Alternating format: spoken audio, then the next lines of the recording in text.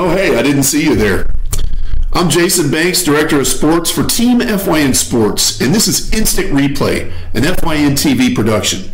You know, here at Team FYN Sports, we're all over it. What does all over it mean? It means whatever sport is going on in our 10 North Georgia counties, including Murphy, North Carolina, we're covering it. Whether it's football, basketball, rec sports, youth wrestling, varsity tennis, water polo. Hey, if PKP says to cover it, we cover it. It's your week in sports, but I'm here to give you the instant replay.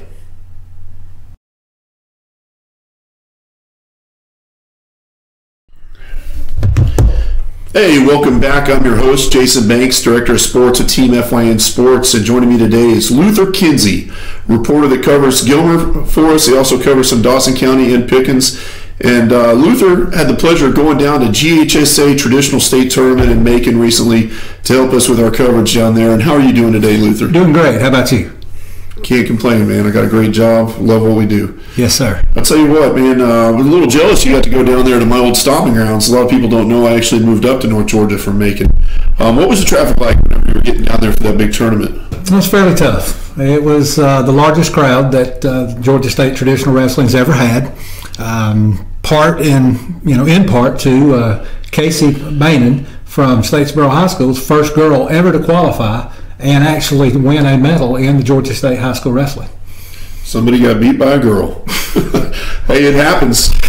So when you're on the mat, it's not about male, female, it's about the skill and technique you have, and she definitely had it. It's pretty outstanding. It sounded like she stole a lot of the spotlight. We had some local wrestlers that showed up that did pretty well too, though, didn't we? We did. We had Fannin County sent 3 wrestlers down. Landon Galloway took 5th. McKay Turner actually didn't place, but put a very good showing in. And Bradley Flowers also didn't place, which was kind of a shock. Excellent athlete, excellent, as you're aware, I have personal ties to Bradley Flowers. I've been following his athletic career as a senior, and kind of disappointed with his performance there, but excited. We'll be talking more about Bradley in the future, I'm sure. Mm-hmm. Definitely will. He's not going to give up. He's going to keep going. No, and then Galloway, he did a pretty good job. He did. 5th place in state. I mean, that's a pretty big deal. A lot of people don't. When you hear 5th, it's like, he didn't win.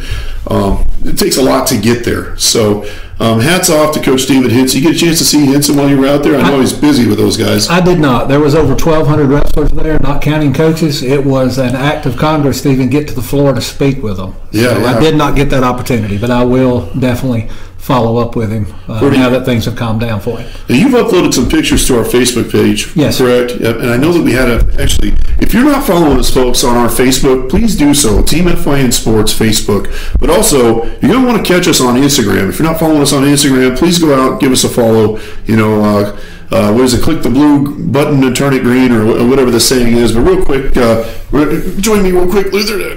Hashtag awesome. We'll throw that up on Instagram here shortly ourselves. So be sure to go check us out on Facebook and Instagram. Let's talk about some other results, though. Fannin had 3 guys that went out. Mitch and Galloway came away with a 5th place finish. But what about Pickens County? I know Pickens actually took quite a few guys this year. They took 6. That's the most they've taken, over the past few years. In the 113 class, Zach Meadows finished 6th. Okay. 120 class, C.J. Murphy, who is a freshman, making his first appearance, didn't place, got kind of put out early, but there again put a great showing and look for a good, bright future from him. Michael Hernandez in the 126 class also did not place in the medal rounds, but there again, had out of his 3 matches, he had 2 wins by fall, which was really good. Yeah. 152, Joseph Ferguson, 25-11 going in. That's almost 50-50 on there. So he was looking for some excitement, and he did very well, but just fell just short. It's a really tough class. It is. That's probably the largest class in the state that I'm seeing. Is 125 is a good weight for these young guys. They want to really get in there and just really push it out. Yeah, absolutely. Michael Burrell finished 4th for Pickens. Added 16 points to the team. Team didn't place very well overall, but really good showing for them, and look forward to a bright future from them as well. Whenever I talk to people from Pickens County and we mention Michael Burrell, and they ask, how did he do, or how's he doing this year? and it's almost like they hold their breath for a second because they're waiting for you to say something great. He really is a good, talented athlete, and fourth place finish is something to be very proud of. Great young man as well. Outstanding. Great young man as well. And Gilmer County, we've covered Gilmer wrestling. We didn't get to cover it as heavily as we would have liked to this season. I can tell you that in the future we'll be all over it. I mean, just we were all over it this year, but with everything else that we had going on, we weren't able to make it to as many duels as we would have liked to. But we did get to build a relationship with Coach Gobad. Yes, great man. Great man. Who had some really big shoes to fill. Yes, he did. Right, Sam Snyder, as you all probably know, Sam Snyder no longer with the Gilmer Wrestling program. He's over at Chastity building a program over there, basically from the ground up. And Gobad comes in behind a legend, right, in a program that doesn't have a whole lot of funding. But what you find is they make the most of the resources that they've got, and they still do very well. Interesting enough, these guys, when that wrestling season starts, they're actually sharing space with the cheerleading program. So that's really difficult whenever you've got to get on the mats, and at the same time the cheerleaders are preparing because they compete as well at Gilmer High School. So some dedicated parents, dedicated boosters keep that program running smoothly. And let's talk a little bit about what Coach Go had to say while he was down there at the. We'll talk to him later, just on the show too. But what did Coach Go have to say while you were out there? I want to say on the sidelines, but at the tournament. He was very excited to bring 12 wrestlers down. 12 great athletes. Overall, his expectations were high, of course, as any coaches are. He wants his athletes, in this case wrestlers, to be the best they can be and do the best they can to represent Gilmer High School. What more could you want from a coach? Exactly, right? And his heart for those young men is amazing. He is all out, he's all in, and the program will continue its tradition. Yeah, clearly they've got it's a legacy, And I don't have the exact statistics in front of me, but 15, 16 years in a row that they've been represented at state. How do they finish as a team at state this year? I believe overall, in duels this year, they finished second behind Jefferson, which is their #1 competition school in the state overall. Right. In the individual state, they ended up having a team result of ninth place. Ninth place, which is not bad at all. Not bad at all. So 12 wrestlers competed. And 6 of those placed? And yes, 6 of those placed. The gentleman who placed, Tristan Kendall, in the 126 class, finished 4th. We just talked about how heavy that class is, Yes, it is amazing. He actually won most of his matches by decision. So he put in some time. He did, and they were fairly close. There was no blowouts across the board for any team that was down there this year. Yeah, when you get at that level, you can expect to see that. These guys they're wrestling with everything they've got. Most definitely. They left nothing on the mats when they left. When they walked away, win or lose, everything they had was left on that Georgia High School logo that was in the center. Who else we got? Coming down, Alex, and I hope I'm saying this right, Reputon placed 6th overall, which was really well. He had a few wins by fall. Most were by decision as well. And then we have, I'm sorry, Grant Ledford in the 160-pound class also finished 6th place. Ryan Crump placed 3rd. Ryan Crump, great wrestler. Knew he was going to do well. Talked about him a few times on Good Morning from the Office, our morning show with BKP. You can catch that every morning live at 8 a.m. Friday mornings, I get the opportunity about 9:30. I drop on the show. We talk about football, basketball, whatever's going on. And we had a chance to talk wrestling as well. And Crump winning match after match all year long. And another one that we obviously spoke quite a bit about, Caleb Waddell. Caleb Waddell, great young man, great athlete. I see great things in his future, both on the mats and in life. He's a champion, and it's a family of champions. His older brother wrestles at Oklahoma. Yeah, Matthew. Matthew wrestles at Oklahoma. He's wrestling one of the best programs in the country, arguably one of the best. I'd put Oklahoma up there with, of course, Iowa or Penn State. Oklahoma wouldn't be your favorite school either, would it? Anyway, what are the odds? So, actually, that's a selfie I'd like to get with Matthew Waddell. If you ever come to visit the family, give us a shout out at Team FYN Sports. I'd like to get a picture and an autograph with you, man. I'm a big Sooner fan. So we're gonna take a minute. We're gonna go and actually we're gonna split to our interview. We actually had a chance to sit down with Coach Gobad and with Caleb Waddell at Gilmer County High School, so we could talk to them a little bit about their passion, their sport, and their performance at the GHSA State Traditional Wrestling Tournament that took place in Macon, Georgia. So we'll cut to that and we'll be right back with you. All right, folks, I'm your host, Jason Banks, Team FYN Sports. You're watching Instant Replay. I'm here at Gilmer High School with head wrestling coach Josh Gobadford. Coach, thanks for meeting with me today. Thank you so much for having us. Really appreciate it. Had to come and meet with you and talk to you a little bit about the awesome season you've had this year. Want to let our viewers learn a little bit more about you and what's going on over here in Gilmer. So thanks again. And you know, we've spoken a few times this year, and a lot of people that follow Gilmer wrestling are aware of this. But I wasn't 100% sure until just recently. But this is actually your first year as head coach for Gilmer High, correct? Yes, sir, it is. Okay, what were you doing before you came to Gilmer? Before I came to Gilmer, I was actually the head wrestling coach at Callaway High School down in LaGrange, Georgia. Outstanding. And but you're familiar with the Gilmer program, though, right? Absolutely. I grew up just over in Dahlonega on the other side of the mountain. And when I was in school, they really, towards the end of my high school career, they really started to pick it up. And that first state championship came. And then when I came back from college to coach, they had already rattled off several state championships. So they became that powerhouse in that time frame. So it's been really cool to watch. Yeah, outstanding. I think Coach Sam Snyder helped build and develop a really awesome program here. Of course, Coach Snyder no longer here at Gilmer, but still very active in the program. I believe he's coaching at Chastity now. Yes, sir. We, of course, wish Coach Snyder the best over there, because we know he'll build a successful program in that area as well. But really exciting whenever the change happened. A lot of people weren't sure how was it going to affect Gilmer wrestling.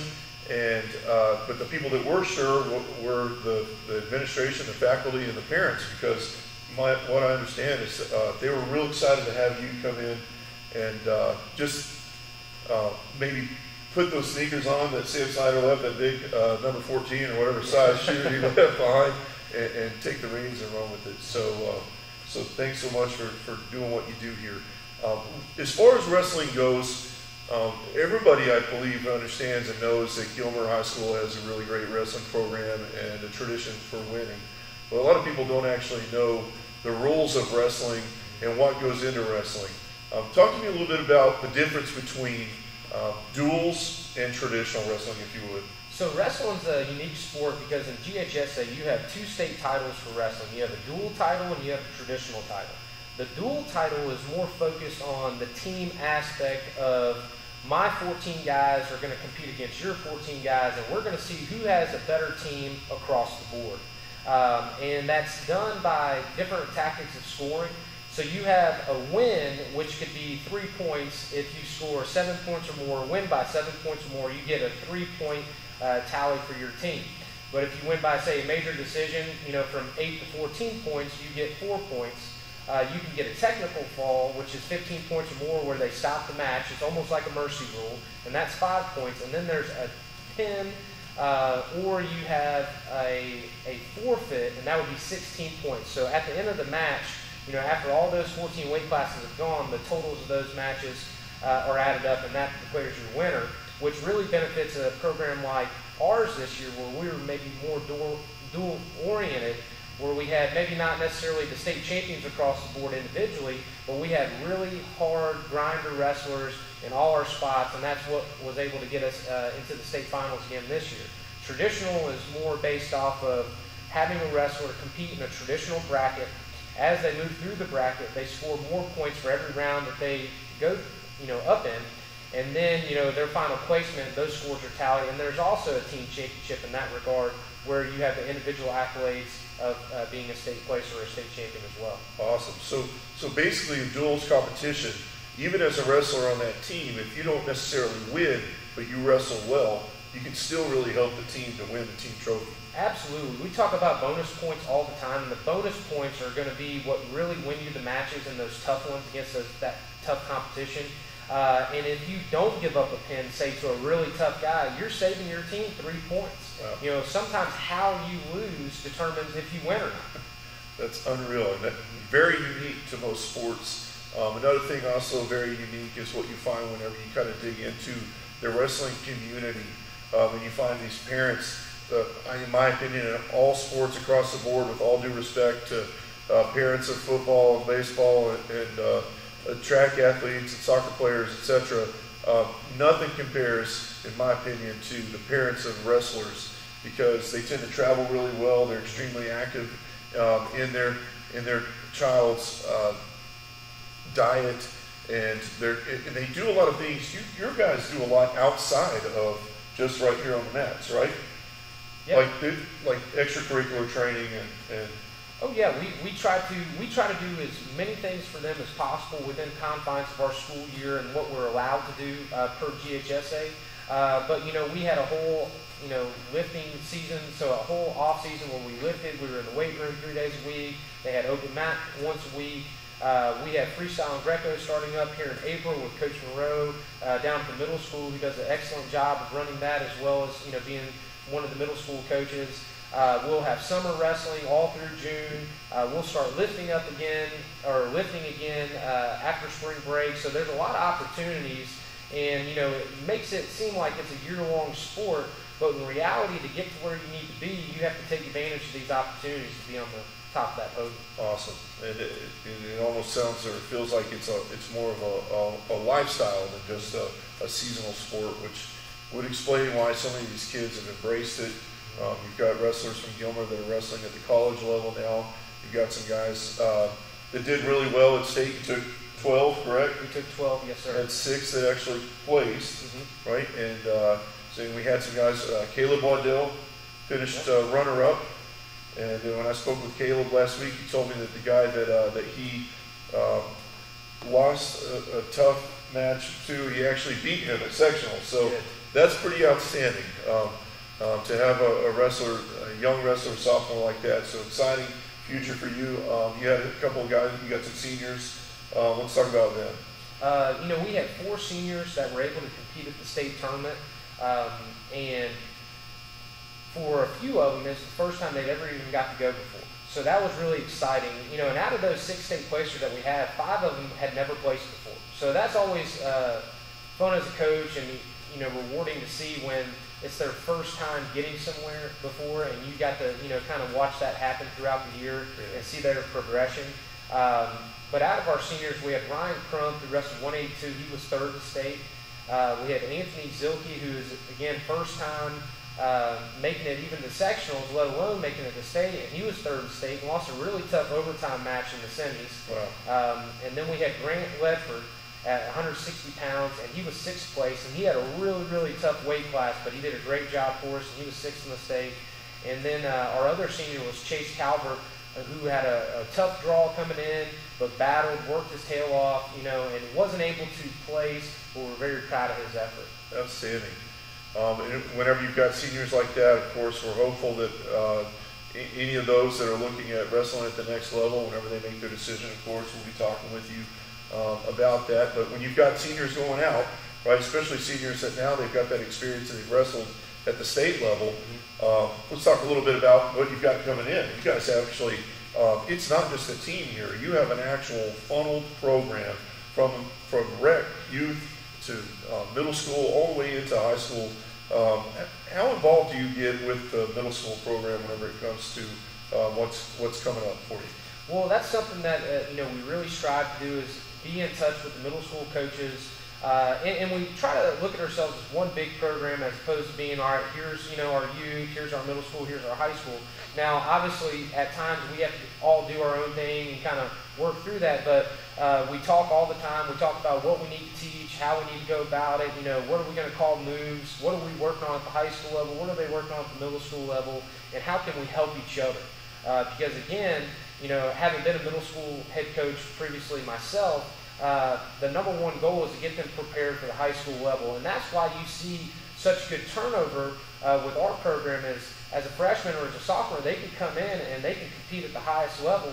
You know, just this year we had a freshman, get fourth in the state, and that doesn't happen all the time. So having them on that level prepared to step into a big role and mentally and confidently be able to handle that situation is really big for us. Just the other day I was at middle school practice and watching, there was probably 25 guys in the room getting ready for Kids State.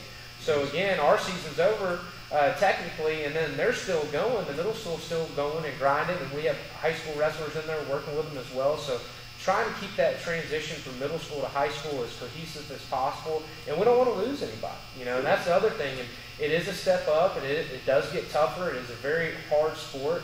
So naturally, sometimes you lose a few here and there. But our goal is to always keep that strong and have that turnover as high as possible, because we can just kill them with numbers sometimes. And that's what you need. You need good backups. You need good third string guys. You need people able to step up when the time comes and when their opportunity is called. And speaking of numbers, the last time I spoke to you, it seemed like you said you had something in the 40s as far as high school wrestlers.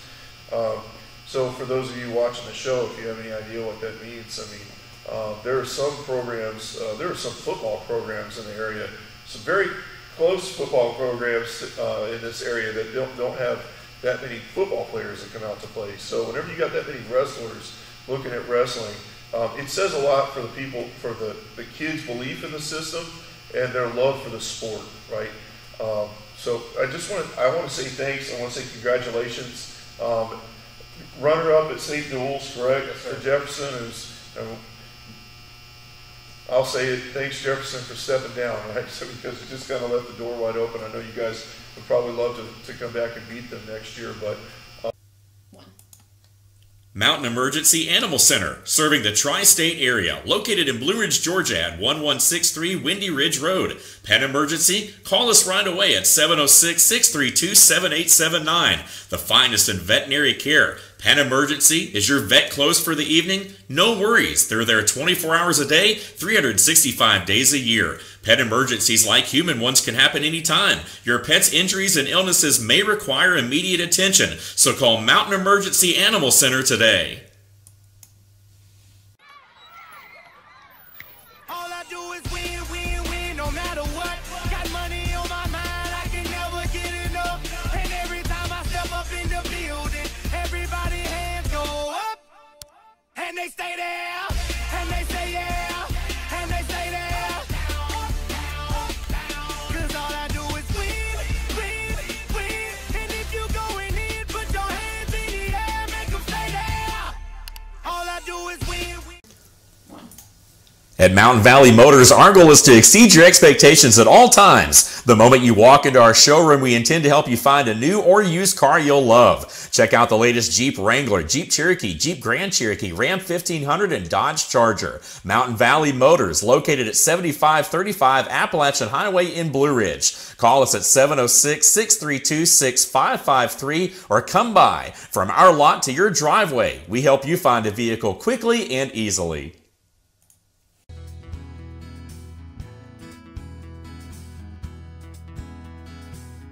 Hello, my name is Chad Watkins. I'm the manager at Larry's Body Shop. We are a family-owned and operated business and have been serving the North Georgia area since 1978. We are located at 1216 Progress Road in LOJ, Georgia. Our shop specializes in collision repair and we work with all major insurance companies. Larry's Body Shop is ICAR Gold, the highest role of training recognized by the collision repair industry. It is estimated that only 10% of collision shops meet these standards.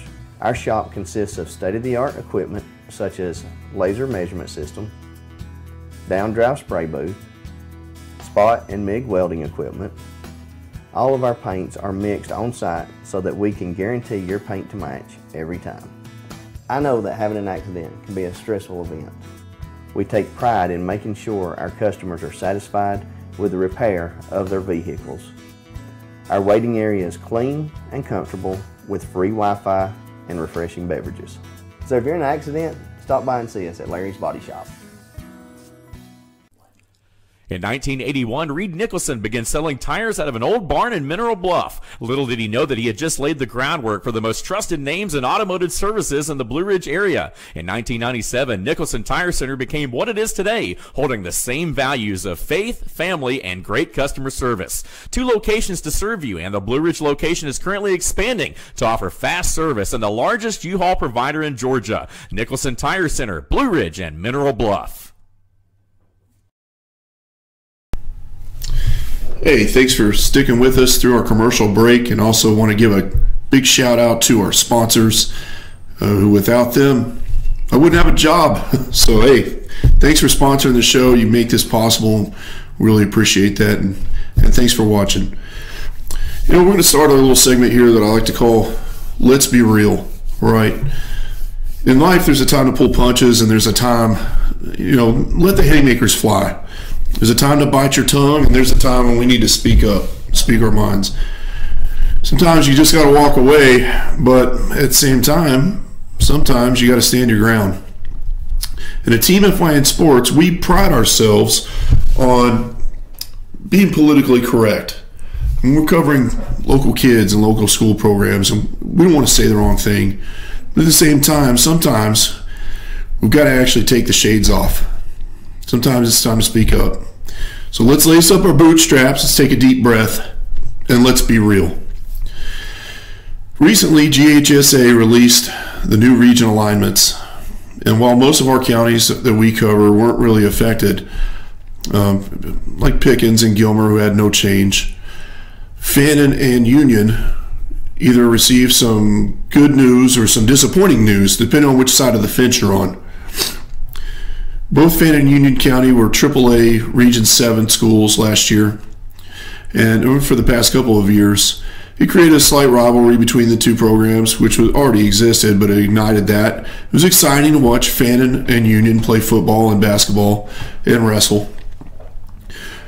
And it worked. It worked. Now, what didn't show, or what didn't look that great, is the record at the end of the seasons. You look at particularly football. Let's focus on football for a minute. When you go 2-8, like the Fannin County Rebels did last season, and you only beat 2 teams, which neither team had a win the entire season, it's disappointing. So when that happens, you see a lot of pressure. I mean, let's be real. People don't like to lose. They don't like losers. They want to be winners. Parents don't want to go to football games and watch their kids stand on the sidelines and lose by 20 or 30 points. Let's be real. There's not much they can do except pressure the coaches, right? So what do the coaches do? Talk to administrators, talk to administration, and make a decision, do we want a petition to go down? These schools are smaller schools. So they really didn't belong in AAA play. Playing schools like Dawson County, North Hall, East Hall, Greater Atlanta Christian, and don't even get me started there. And let's be real, Greater Atlanta Christian doesn't even belong in AAA. It doesn't even belong. It definitely doesn't belong in Region 7. We can talk about that all day long. But really want to look at Fannin and Union. Right? They both petitioned to go down. Union dropped to AA, and Fannin unfortunately had like 10 or 12 students too many. And they're stuck. As the smallest school in Region 7 AAA, one of the toughest regions, by the way, in North Georgia. And let's be real. Was that a good thing or a bad one? I got to say, whenever we look at it, Union going to AA, they're Region 8. For football, not so bad. Football games are on Friday nights. We have a lot of fun going to the sidelines, taking pictures and video. And let's be real, I'd rather go watch a game 4 hours away where the team comes away with a big win than go 30 minutes down the road and have to cover a game where the team lost by 40 points for the 5th or 6th time that season. But was it a good thing? When you go down to AA, like Union did, during football season, not so bad, but during basketball season, whenever you've got the Panthers traveling all the way to Social Circle on a Tuesday night for a ball game, just let me know how those grades turned out on that Wednesday morning final. It's definitely going to affect academics, and let's be real, that's what school's all about. We want to win, but we want our kids to be smart too. Then on the flip side, you look at Fannin County, who's stuck in AAA, and Coach Pavo, I don't think, could care either way. He loves the team. He likes what they do. They put in the work. At the end of the season, if they win or lose, as long as they tried hard, he's happy. And that's fine. Well, let's be real.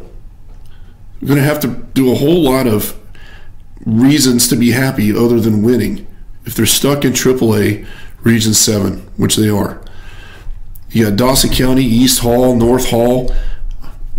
Now they got another Hall County school that's coming. There's Cherokee Bluffs. They're picking up quality athletes in a densely populated area where they got 4 or 5 small, relatively good schools.